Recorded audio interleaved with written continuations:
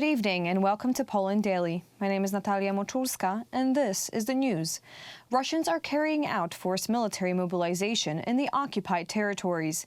It is subject to men living in the Luhansk region. Forced conscription causes social resistance. The inhabitants are doing everything to avoid being drafted into the Russian army.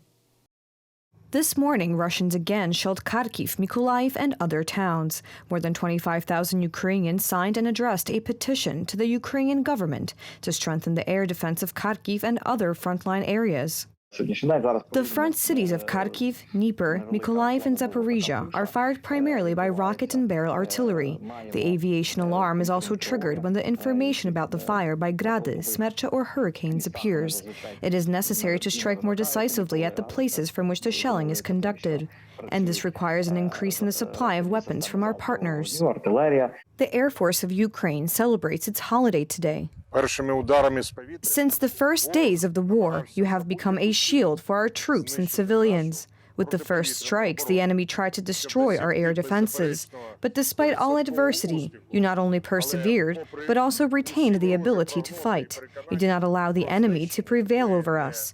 The first significant victory is that the enemy has begun to be afraid to fly in the strike zone. You have proven that you are the hosts of the Ukrainian skies.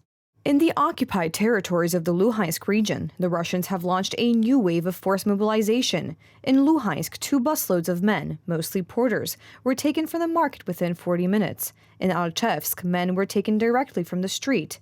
The population is outraged. The men are in hiding. In the occupied territories, the Russians are quickly preparing for a pseudo-referendum.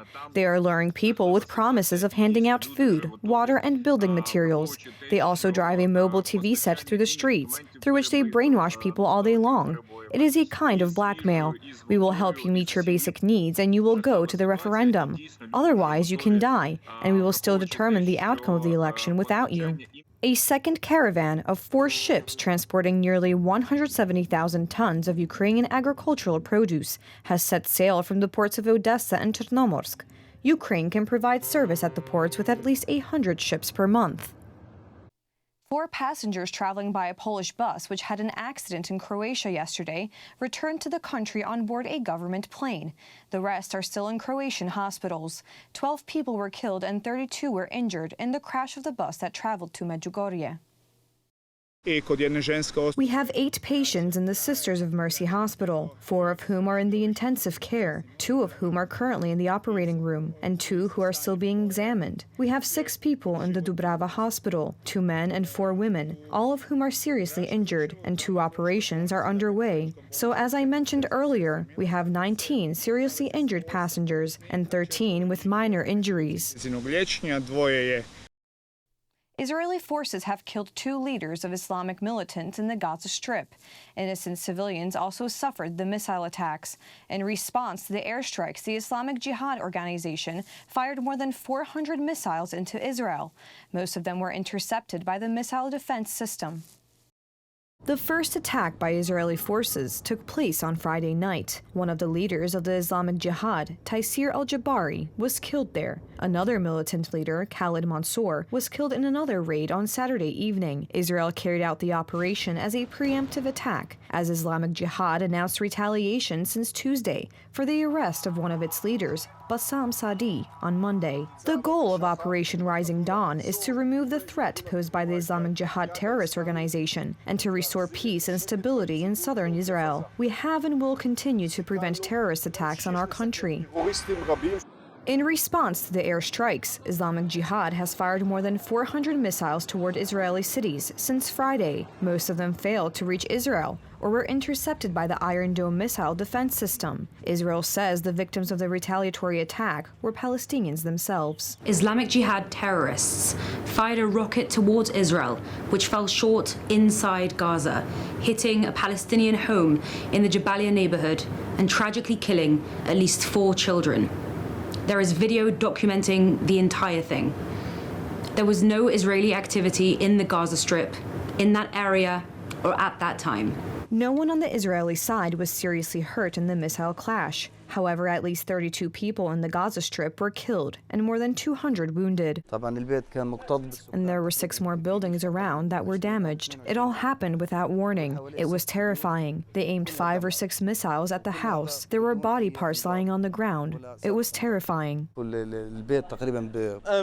They target defenseless people who are safe in their homes. They target children and the elderly. They have no mercy. Who can we complain to? Isn't this unfair to people like us? We are disabled. We have a special humanitarian situation. Israel is not the only party to blame. We blame the Arab countries that don't take care of us. There were 3 apartments and several stores in this building. This is a tragedy. We appeal to Arab countries and Muslims to stand behind us. Tel Aviv says it has already eliminated all the top leaders of the Iranian-backed Islamic Jihad. Members of the organization are announcing more retaliatory attacks. Alarm sirens can be heard over Israel, and residents are being directed to shelters. This is the most anxious moment in the region since last May. Hot beaches, the sound of waves, a crowd of observers and surfers. Dog surfers. That's right, you did not mishear. The World Dog Surfing Championships were held in California. Dozens of 4-legged dogs took part in the competition, and they did better on the surfboards than many humans. Here's Charlie, a Labrador from San Diego, who has been training on the surfboard for 5 years. And although he is a dog, in the water he feels almost like a fish in the sea. He confirmed his exceptional skills during this year's championship, winning 2nd place in the large dog category. Boy, you know, Charlie, I can't even explain his passion for it and how much he enjoys it. He has such a good time, even when we're not surfing competitively. If we just go to the beach and we're hanging out and he takes the surfboard to the water and he'll bark on the waves, and people just love it. And we just like to keep it positive, have a good time, make people happy, and we just really have a great time. But success requires hard work, which in this case is compensated by the joy of interacting with his closest friend. I've had other surfers tell me I'm the hardest working guy out there, because Charlie he won't sit still. He gets so excited, he doesn't stay still. He'll jump off the board, jump on the board, jump off the board. And his weight is definitely a factor for me, because I'm not the youngest guy out there, and he's not the smallest dog out there. But together we work well. He knows what to do, and we do pretty good most of the time, and we have a good time doing it. Faith helps others every day as a rescue dog. In this way, she repays the chance she received from her owner when she was young. In her work, she is completely devoted to another human being. During the competition, she was unrivaled. Oh, it's an awesome bonding experience. She was found in the parking garage, so she was scared of a lot of stuff as a puppy. And we just started going to the beach. She jumped on one of the surfboards, and I was like, yeah, let's give it a try. Let's see what happens. And she hasn't looked back since. Although having fun is the most important thing during the competition, there were elements of sportsmanship.